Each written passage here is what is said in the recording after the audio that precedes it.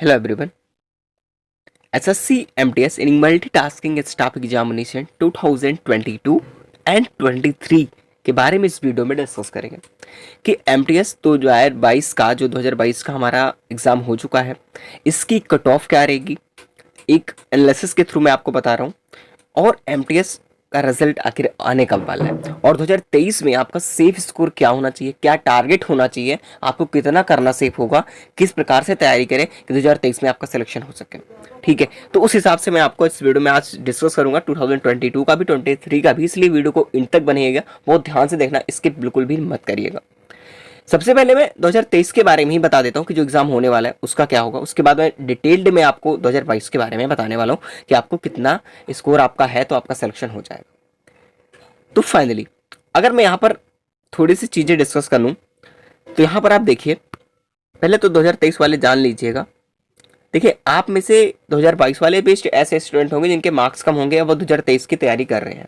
ठीक है, तो अब आपको क्या गलतियां नहीं करनी है कि जिस बारे में आपको मार्क्स नहीं मिल पाया, क्योंकि इस बार उससे अच्छा मार्क्स लाना पड़ेगा, क्योंकि उस वैकेंसी की जो लेवल था वो भी ठीक ठाक था, इस बार वैकेंसी बहुत कम है, तो तैयारी भी अच्छी करनी पड़ेगी, है ना।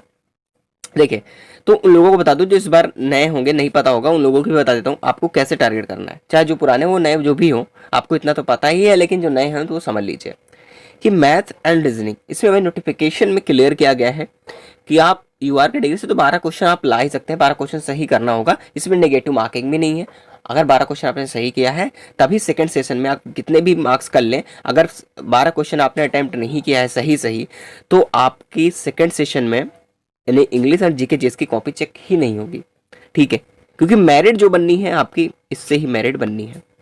ठीक है, तो आपको स्कोर जो टारगेट रखना है, जो फोकस करना है, ठीक है, इसको तो आप अभी स्टार्टिंग में मैथ रीजनिंग को प्रैक्टिस के तौर पे या फिर आप रिवीजन के तौर पे एक एक घंटे दे सकते हो, बात अलग है, कुछ भी अपना वो स्ट्रांग ही रहेगा। बट मैं आपको बता रहा हूँ कि इंग्लिश एंड जीके जीएस इस पर आपको पूर्ण रूप से जो है 100% देना है अपना। ठीक है, 100% देना है पूरा, क्योंकि मेरिट आपको यहीं से लगनी है और उसमें 1/3 की नेगेटिव मार्किंग भी है। ठीक है, तो इन सारी बातों को आपको ध्यान में रखना है। और इस बार आपको 2023 के लिए कितना स्कोर करना पड़ेगा वो 2022 के मैं दिखा देता हूँ, उसके हिसाब से आपको समझ में आ जाएगा कि आपके स्कोर करना कितना होगा इस बार। ठीक है, लेकिन 2023 वालों के लिए एक बेस्ट बुक, काफ़ी लोग पूछ रहे थे कि किससे तैयारी करें, तो मैं आपको बता ही देता हूँ कि आपको कैसे तैयारी करनी है, और एक बुक सजेस्ट करूँगा आप सभी को, अगर आप ले सकते हैं तो जरूर ले लीजिएगा। देखिए, अगर मैं यहाँ पर अगर बता दूँ आपको कि चक्षु पब्लिकेशन की ये बेस्ट बुक होगी।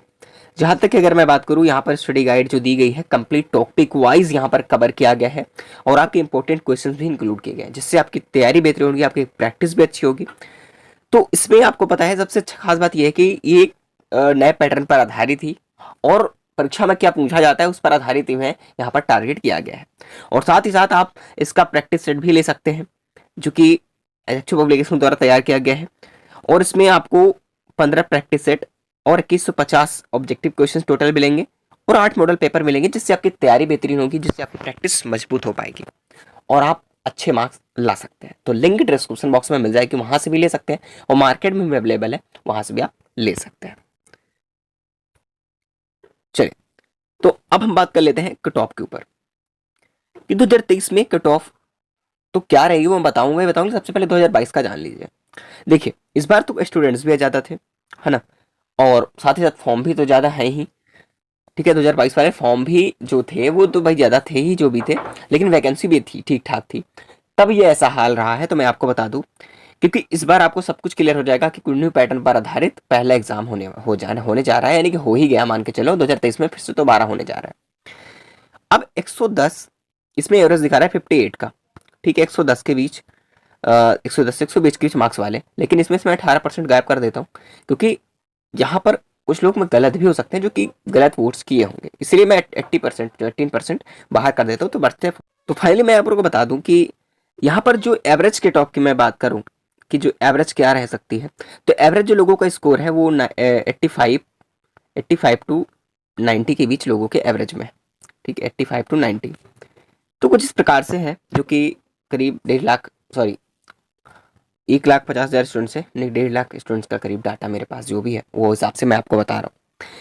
अब यहाँ पर कट ऑफ क्या रहेगी वो भी चीज़ें जान लीजिए, जैसे कि मैंने कई बार आपको डिस्कस भी किया है कि कट ऑफ आपका क्राइटेरिया जो है कुछ इस प्रकार से रहने वाला है।